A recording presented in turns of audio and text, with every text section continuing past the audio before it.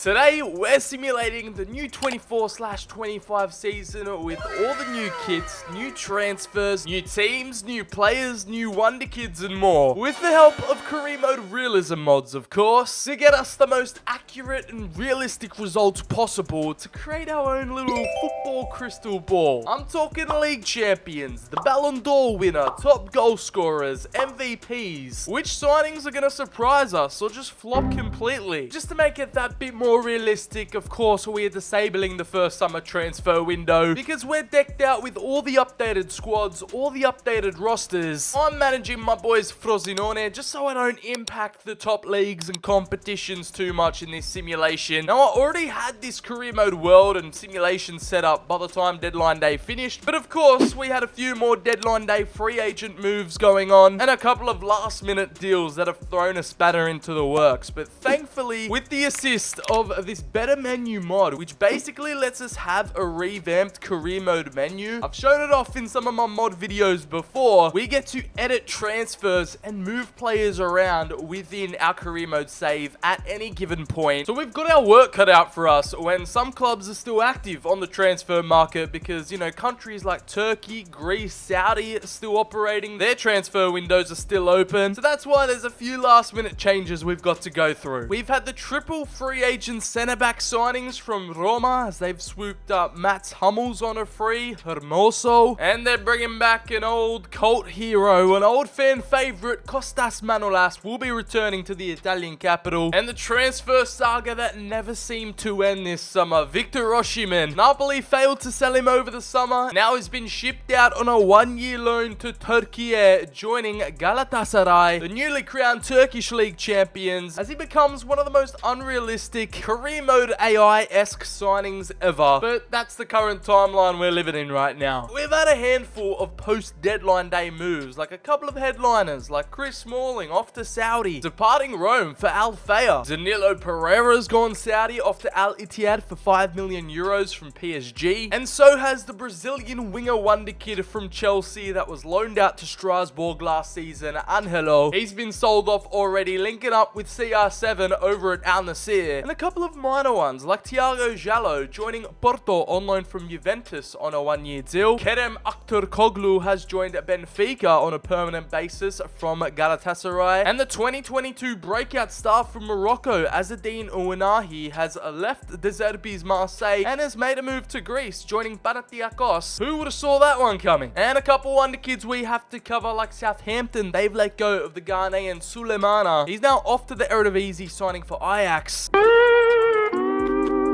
And of course, I have to just flex on you guys again. We've got both Lamine Yamal and Endrick, both in this save with their FC25 ratings and overalls. So no matter how big or small, these are some of the last minute changes that needed to be made because they're all important pieces of business at the end of the day. And this squad file I've got running has actually given us some realistic free agents. So we still have some big names in here like Ben Yedder, Iker Muniain, Adrian Rabiot, Nacho Fernandez, Joel Matip, Kurzawa, the ultimate failed wonder kid, Dele Alli. And of course, we're going to keep them all shortlisted just to see where they end up. Are they going to stay in the free agency for the rest of the season, or are there going to be some surprise moves that happen? We're just going to have to wait and see. We've got the 2024 career mode start mod applied. We're in the current day, July 2024. Who knows? Maybe we can look back at this video at the end of the year, the end of the season, just to see if it's aged like milk, or if EA are actually prediction gods that we should all bow down to and trust with our lives. Now, the first thing we've got to check in on is the Ballon d'Or. Who's getting nominated in the top 4 in 2024? We've got Kylian Mbappe at Real Madrid, Erling Haaland, Vinny Jr., and Harry Kane. Honestly, don't know why Harry Kane's in there. Like, he's still trophyless. Vinny, you can argue for. Mbappe and Haaland, that's probably going to be the new Ballon d'Or rivalry headed forward. And the 2024 Ballon d'Or winner, Haaland's going to bag his first. The Norwegian will take home the golden ball. Not honestly, if he keeps up this form in real life, scoring hat-tricks every week in the Premier League, whether he wins it or not in real life, though, is a different story. And then for the Young Player of the Year award, I swear it's always this guy, Angel Alcaron. I doubt this kid is even in the top 50 race for the Golden Boy award. Like, I've got no idea what EA's obsession is with him. He hasn't even got that high of a potential. Definitely should be Lamine Yamal. He should be winning the Young Player of the Year award by a country mile. However, this Ballon d'Or prediction, Haaland, I think they've got spot on. Even though Vinny Jr., Rodri, Bellingham, and Danny Carvajal are currently the top 4 frontrunners, Haaland is all the... Okay, Haaland's really got no chance winning the Ballon d'Or this year. I don't know why he's so low. Not gonna lie, it's low-key a washed award. It's a popularity contest at the end of the day. If either Rodri or Danny Carvajal wins it, or even Jude Bellingham at this point, there's no coming back from that. But this year's Ballon d'Or race could be the tightest of all time. It's an open race. Like, anyone can win it. Honestly, maturing is realizing that the Ballon d'Or really doesn't have that much importance or significance whatsoever. So we've hit December 31st, New Year's Eve. We have to cover some of the other transfers that have happened on a pre-contract. Somehow I've only just discovered this, that even though you disable the summer transfer window, the CPU will still conduct some transfers in the background, as you can see right here. But let's cover some free agent moves first. No real major shocks right here. That's it for the free agents. Not too many have made a move so far, and not too much serious money being spent here in terms of like trying to sign players on a free, I guess. Fran Beltran off to Napoli for 16.7 million from Celta Vigo. Edu joins Atletico Madrid for 13.7. He'll join when the January transfer window opens. Nicolas Otamendi moves from Benfica to Newcastle United. He makes a move back to the Premier League. The same goes for Raul Albiol. Man, that is a blast from the past. Joining Liverpool. The man's pushing 40. He's got grey hairs in his beard, and he'll be playing under Arne Slot. Promising wonder kid Diomande will be linking up with Messi, Suarez, and all the rest in the MLS with Inter Miami. Coates joins Bayern Munich. Even though with everything disabled, they're still hungry to splash the cash out here, alright? The winter transfer window opening isn't the only significant thing happening in January, because we have the team of the year, the 2024 team of the year announced. It is dominated by some Manchester City players. We've already got Rodri, Ruben Diaz, Haaland, and Theo Hernandez. Alright, that's come slightly out of left field, but we've got Gianluigi Donnarumma in net, Theo Hernandez, Diaz, William Saliba, which 100% should be there, Carvajal. He's had a terrific year being a European champion for club and country. Rodri, De Bruyne, Bellingham, and Bernardo Silva somehow snuck in there. So again, this Man City dominance, this Man City agenda is real, as the forwards are both Haaland and Mbappe. The PR man managed to sneak in there. He's named it Team of the Year player, and this is actually his FC25 rating. He's a 90 overall. Oh my god, Jude Bellingham, he's broken my game. What is going on? I'm getting a visit from the Shadow Realm. Sorry, I take back everything I said, bro. What is going on? This is what happens when you give the boy negative PR. He just glitches out and doesn't want to be a part of the video. Alright then, we'll do it without you. What have I created? What have I done?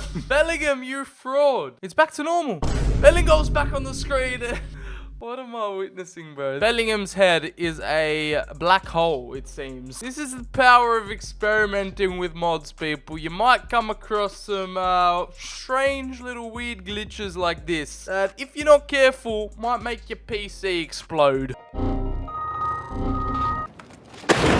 Now we've arrived at deadline day, 31st of January 2025, and we've got a lot to catch up on. Who signed who? Well, that's exactly what we're going to find out. We're going to let the career mode transfer logic cook on this one. And in terms of free agents, again, no one has taken the opportunity on some of the big boys, but here's the most notable free agent signing. The Mexican Eric Sanchez has gone and joined Spurs on a free. However, the big spenders of this transfer window has got to be Liverpool up here with the most expensive deal, £34 million for Boubacar Kamara at Aston Villa. Making a mid-season switch to the Reds and joining Arne Slot. They finally got themselves a number 6. Liverpool finally got themselves out of Leah Holton's Instagram DMs and got themselves a proper DM. The Realism mod has low-key come through with some heat there. No red flags so far, as we see Pablo Barrios, Spanish centre mid, an exciting prospect from Atletico Madrid, joined BVB for £32.3 million. million. The Moroccan centre forward wonder kid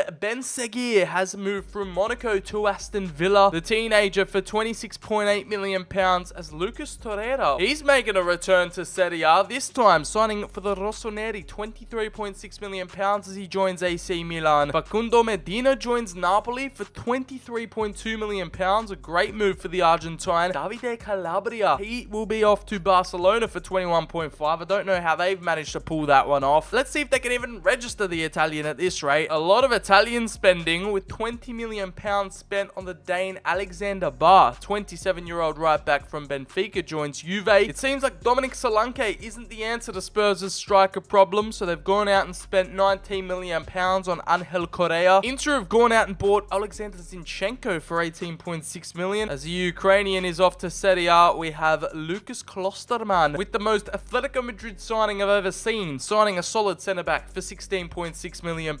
Manchester United have been active in this window, signing a CDM, 24 years of age, Abdul Samed Saliz. I've got no idea who he is, but clearly Ten Hag sees the vision. Kyle Walker. Pep Guardiola's had enough of his family drama at the club and he's thrown him out to Real Madrid for £15 million, and now 34-year-olds. I don't know how he starts ahead of a Ballon d'Or nominated Team of the Year Carvajal, but I guess he's just there for the payday and to link up with Jude. And then Scott McTominay, after 6 months at Napoli, barely even had half a season to ball out. He's joining Atletico Madrid for £12.6 million, linking up with Conor Gallagher, the former Premier League ballers. I don't know what's going on there. Great Scott. He's off again. Mikel Damsgaard departs Brentford and joins Lille for £11.5 million. Hakim Ziyech is returning back to the Premier League, this time for a relegation-threatened Everton. £11.4 million to join them at their farewell tour of Goodison Park. And here we have it again with another 6-month crash out. What is going on here? Sergio Roberto joining Como on a free, linking up with Fabregas, his former teammate, submitted a transfer request, and now he's sold back to Barca. Barca wanted to run it back, and he said, I bet. We've got a few other minor deals going on. Mbemba off to Saudi. Leicester City's James Justin makes a move to Hoffenheim for £8.3 million. So not much major money being spent. The Realism mod has definitely taken out those £100 million signings that would happen every window. There are more sensible deals going on in the background, as we have Rade Krunic to PSG. A little bit of a strange signing there as, what? Okay, now we're hitting strange territory. A 33-year-old Andre Lacazette headed back to the Prem, this time signing for Man City, £7 million, a bargain basement deal. What is Pep even thinking with that one? Another former Arsenal player joining the blue side of Manchester. No real headline signings here, like nothing that is going to break the internet, as we've had another 6-month getaway here. Shea Adams spent like half a season at Torino and now he's off to Union Berlin. There is your 2025 January transfer window. Very uneventful, unlike the summer window, which had so many transfer moves, so many sagas that lingered for months and weeks. And then all these free transfers, in quotation marks, are just pre-contract signings that are going to happen and take place next season. Some interesting moves here, like El Shaarawy joining Lens on a free, and Biraghi from Fiorentina now back to Inter. The 32-year-old will be joining them. And how did our high-profile free agents go? Yeah, no one really made a move. They're all up for grabs, all still on the market, and the free agency list really hasn't done them any favors. I mean, hold on, we've got Nacho, who's moved to Club Atletico Platense, aka FC Cap for short. They're currently sitting in 19th of the Argentine Premier Division. Not the move I was expecting from the Real Madrid legend. I thought at 35, surely he's off to Saudi. Now, here are some other real-life free agents that I've just forgotten to cover. I've just remembered about them now. We have the boy Memphis Depay, who still hasn't found a club in real life. He is still a free agent. For some reason, in this save, in 2025, he's destined for CD Mirandes in the second tier of Spain. And then Keylor Navas, who initially was supposed to go to Monza in real life. The deal broke down, but this mod automatically had him there at Monza anyway. Let's see what this 24-25 season has in store for us. Here we are, we've reached June 5th. 2025, the end of the new season. Let's take a look at all the action going down in every single major competition. First off, let's start in Italy since we're here anyway. Milan taking home the title with 95 points, running away with it, stealing the Italian champion bragging rights off Inter with a 12-point gap, with Paolo Fonseca at the helm with their terrible start to the year so far. I'm not sure about that one, as Inter came up short, so did Juve with 82 points, and Napoli fourth in there to make the Champions League. Roma, who I expect, I don't know, I just think they're going to have a really good season. But right here, they're sitting in 5th, Fiorentina 6th, and Atalanta climb up into that top 7. Lazio dropped down to 10th. Bologna couldn't birth themselves a top 4 finish again as they slumped down to 9th. Handling multiple competitions for them is going to be a tough challenge. Getting relegated, it's Udinese, Lecce, and Genoa finishing rock bottom. All the newly promoted teams survive: Venezia, Como, and Parma. And speaking of getting relegated, here is how Serie B has turned out. We've had a Sassuolo go and do an invincible season, a Centurion season, promoted back up to Serie A alongside Salernitana, so they'll be both bouncing back. Over in the playoffs, oh hey, there we go, we've won back, we've bounced back. The Yo-Yo Club allegations will never be denied. We had to do it the hard way through the playoffs, beating Sampdoria in the final, 5-3 on aggregate. What a way to do it, as we kicked out Palermo on away goals after it finished 4-4. Serie B, baby, best league in the world. The boys are back in the big time, and for my sake, I hope this prediction comes true. As over in the Coppa Italia, it was Juventus to claim some silverware here, going back-to-back in a replay of the 2024 final. A 2-1 win over Atalanta in the capital, because over in the Premier League, we have Manchester City going 5 in a row. Bro, Pep better retire or leave the city at the end of the year, because this is fun. They can't beat the Farmers League allegations now. 115 charges, 1 loss, 4 draws, and 33 wins. Another Centurion campaign with 103 points. That gap between them and Liverpool is astounding. No one could get close. It wasn't even a title race to the last day. Arsenal couldn't even mount a title challenge. The Gunners too busy gooning, as Aston Villa back in the top 4. They've gone back to back, unlike Bologna. Manchester United somehow finishing up in 5th as they claim Europa League football, but Villa back in the Champions League. Spurs finish in 6th again. Newcastle with a respectable 7th place finish. Nottingham Forest up in 8th spot, from relegation scrap to contending for Europe. I think that's like either Europa or Conference League now. West Ham 9th, 10th. Chelsea back to their old ways under Enzo Maresca. They're coming through in 11th. Cold Palmer can't save them this time. And the Blues finish in the bottom half of the table. That is low-key embarrassing. Zero progress made from the blue billion-pound bottle jobs, and it looks like it's going to be another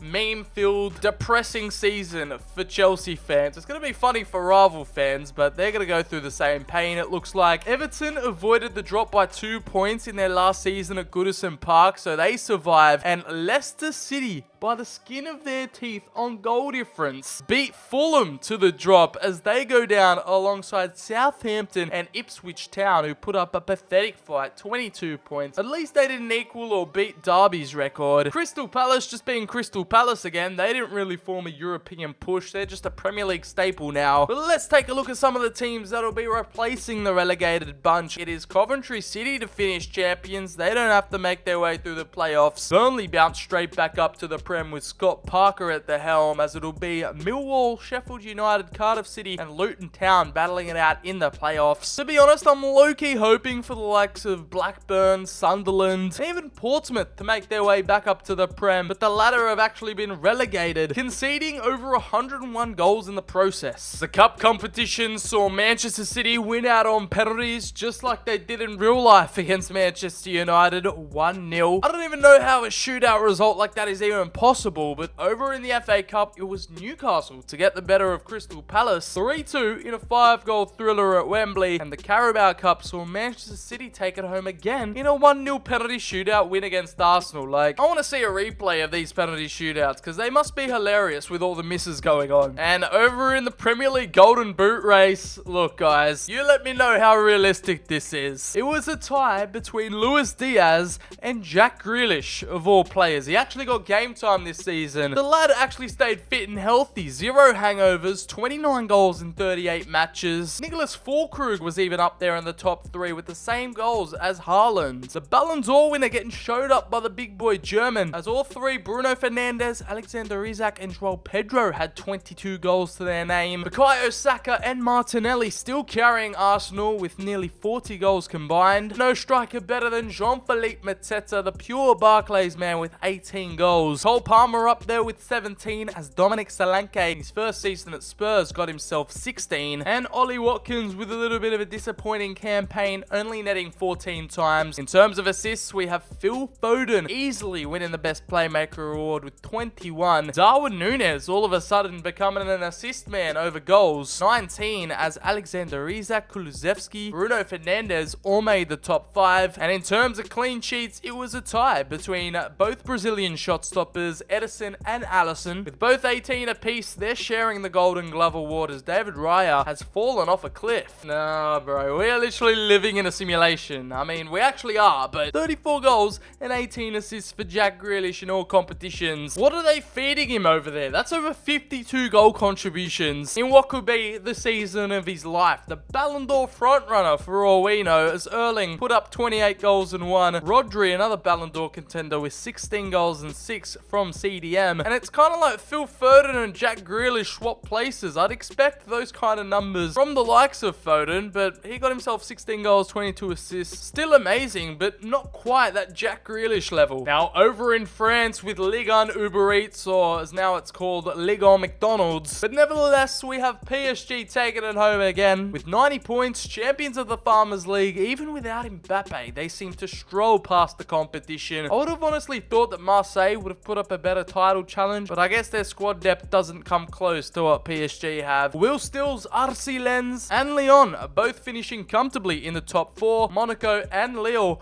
both in there with European qualification. As getting relegated, it's Auxerre, Angers, and Saint-Etienne going back down to Ligue 2. And Le Havre actually survived the newly promoted team. PSG also took home the Trophée des Champions 1-0 against Toulouse, and didn't retain the Coupe de France, as it was Strasbourg to win out against Monaco in a 5-goal thriller. And I stand corrected, Auxerre will not be getting relegated to Ligue 2, as they beat out Metz in the promotion relegation playoff final. Now, taking a look at the Golden Boot race, it was actually Jonathan David, the Canadian sharpshooter, to net 26 times in 34 games, beating out the French super talent right now, David Barcola, who got himself 25. Diony relegated at Angers with 21. An ex-Liverpool man, Minamino, scored 19 for Monaco, as it was ex-Manchester United Youth Academy talent Angel Gomez with 18 assists, being the best playmaker in the division. But what made this side tick? How did they so easily stroll to another French title? I mean, Bradley Barcola, 35 goals and 9 assists in all comps. But you've got the likes of Vitinha deep from midfield, the Portuguese, one of the most underrated midfielders in Europe right now, with 19 goals and 10. Randall Kolo Muani with 16 goals and 19 up front. And Ousmane Dembele, 18 goal contributions. I'm surprised he had a somewhat injury-free campaign and didn't miss more games, as Goncalo Ramos benched as a super sub with 5 goals and 31 appearances. João Neves, who is currently running the show for PSG right now in real life, their new expensive Portuguese wonder kid talent, only with 1 assist in 42 appearances, coming in and off the bench. A little bit of a letdown, but didn't flop as hard as Desiree Doué, who didn't even get 1 minute of action on the pitch. Over in the Bundesliga now, in Germany, we have Harry Kane finally winning his first piece of silverware. Bayer Leverkusen couldn't do it again, and Vincent Kompany went invincible. The Bavarians with 98 points, only dropping 2 games with 2 draws. Xabi Alonso dethroned, and Bayern are back on top, and Sir Harry Kane has finally broken the curse, as it's Borussia Dortmund and Mönchengladbach up in top 4, and it's RB Leipzig and Hoffenheim claiming the last couple of European places. It is Mainz and St. Pauli going straight back down to Bundesliga 2, and Holstein Kiel will be fighting for their lives in the relegation playoff. It was Bayer Leverkusen to at least take home 1 piece of silverware, going back to back in the German Cup with a 2-0 win over Frankfurt. And then the Super Cup saw Bayern Munich win out. I'm starting to think this is a visual glitch when it heads to penalties. They won 1-0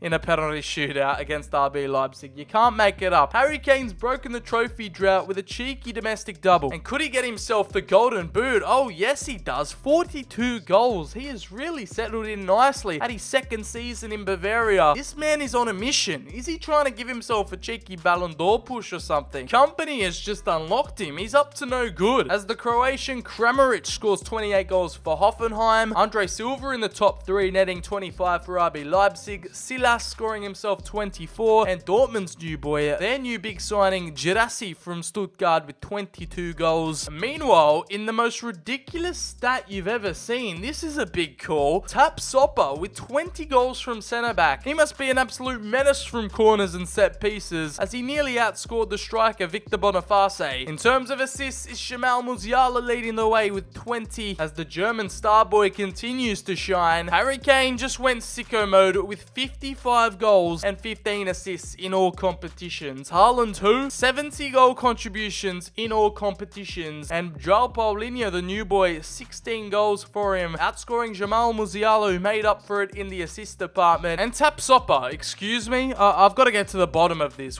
What is going on here? He was actually the top goal scorer for the club in all comps too. There's got to be an investigation into this. Like, how? Xabi Alonso, I need answers. The Netherlands dished up PSV as the new Eredivisie champions, dethroning Feyenoord with 86 points, Ajax runners up, and the aforementioned in third place. Liga Portugal saw SC Braga by 1 point take home the title against an invincible Porto. So many storylines, so many crazy results going on all over Europe. Imagine you have an invincible season and it just means nothing. A Sporting Club can't go back to back and get dethroned, and Benfica finishing in a disappointing 4th spot. Turkey's Super League saw Fenerbahce do the old Uno reverse card on Galatasaray. Jose Mourinho, the special one, has taken them to glory with 103 points. Galatasaray and Besiktas all in the mud. Osimhen couldn't win a title over in Turkey. Please don't tell me he was benched by Icardi the whole season. There's no way. Oh my god, he got outscored by Dries Mertens, pushing 40. At 38 years old, 33 goals and 11 assists. You've got to admire the production, the hard work here. The ex-Napoli ballers combining, and the Nigerian sharpshooter with 31 goals and 1 assist, getting Lilbroed in the Golden Boot race, not only by Mertens, by Dusan Tadic and Ciro Immobile with 35 goals. The Italian stallion absolutely tore it up after departing Lazio. Over in Scotland, it was Celtic to get the better of Rangers in a 2-horse title race, 87 points. And I'm not sure on anyone's interest level, but over in Saudi, it was Al Ittihad with all their brand new signings this summer to go invincible, hit 90 points, and absolutely dominate, as Neymar's Al Hilal runners up with 83 points, and Ronaldo's Al Nassr barely in it, barely in the title fight with 79. And last but certainly not least, it is Spain and La Liga. Real Madrid, they hit the 100. So many Centurion campaigns we have to watch out for, because they've done it again and gone back to back in La Liga with Mbappe, and they cruised to victory with a 17-point gap over Barcelona. The Don Carlo at it again and got one better over Hansi Flick. The red side of Madrid finish up with 77, and Real Betis crack into the top 4 with Girona slipping down. They couldn't match their overperforming season last time out and getting relegated all the way down there in the bottom 3. It is Real Valladolid, Scott McBurney's Las Palmas, and Espanyol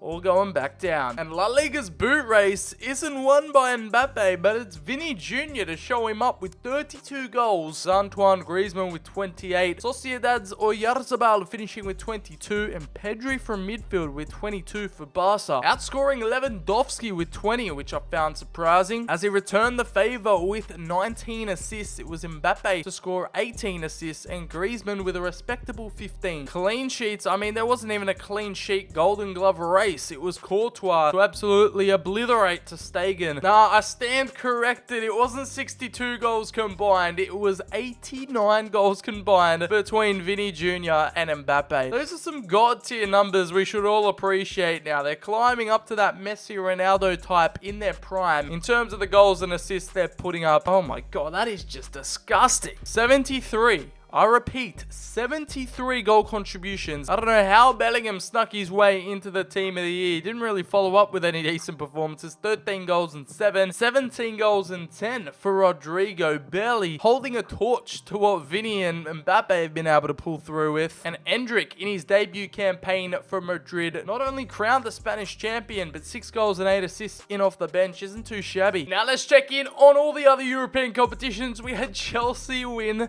the conference Conference League. The Blues going on to add another piece of silverware to their collection as Immobiles Besiktas lost out in the final 3-2. I hope they won their game against Noah FC in the group stages as they go on to lose Fofana for 4 months thanks to a knee ligament injury and Gusto with a hip injury, another 4 month out. It's just typical classic Todd Bowley Chelsea now. All their players are just made of glass. And in the Europa League, it was Fiorentina in a 3-0 convincing win over Real Sociedad in the final. They make up for them losing the Conference League final last year and stormed to victory as Spurs made it through to the semis and lost out to Sociedad on pens. Manchester United were knocked out against the eventual champions in the quarterfinals 4-3 on aggregate. Now Madrid fans, brace yourselves because it gets even better, if that's even possible, as they finessed their way into another Champions League final on the hunt for number 16, and they're up against Arsenal. Unfortunately, we haven't been able to get the new 36-team league phase format modded into FC24. However, thanks to this squad file, we've got some of the teams participating like Aston Villa, Stuttgart, Girona making their first appearance, Bologna returning after 60 years. We're still rocking with the OG European formats, but if you do want to see me try and test out the new phase and the new European formats, I'll leave a link down in the description to where I tested it out and tried to recreate it within tournament mode. It's either going to be linked down in the description or in the top right of your screen. They took down Liverpool 6-2 on aggregate, destroying Arne Slot, taught Aston Villa a lesson at 5-2, were involved in a 10-goal thriller in the semi-finals, winning 5-4 on penalties after it finished 5-5 on aggregate. Now they're up against their third and final English opposition, which is kind of crazy considering Arsenal finished third, nowhere near the title race, nowhere near City, but maybe they kind of put all their eggs into one basket and focused on the Champions League. And surprise, surprise, it's Real Madrid to take it home.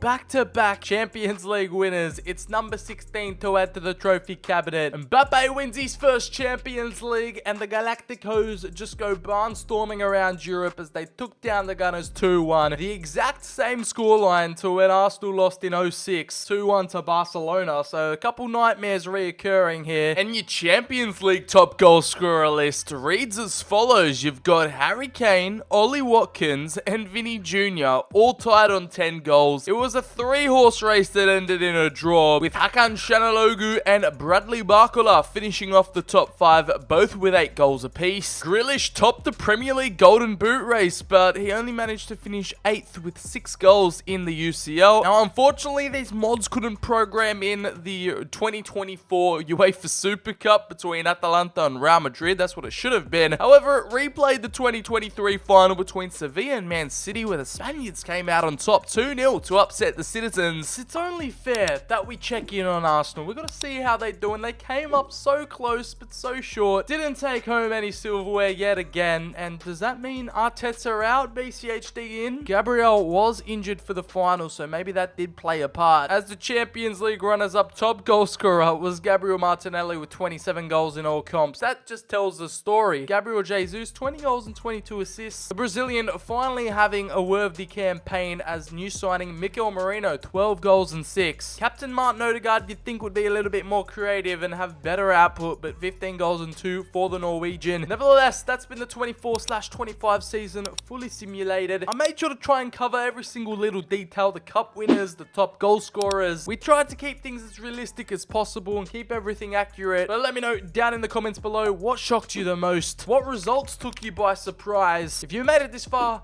make sure to drop the video a like down below, hit subscribe for more great content coming your way. You know where to find me. Keep it locked and loaded on the BCHD channel. As always, I've been your boy Sir BCHD. Have a great day, and I'll catch you lot on the very next video. Bye bye.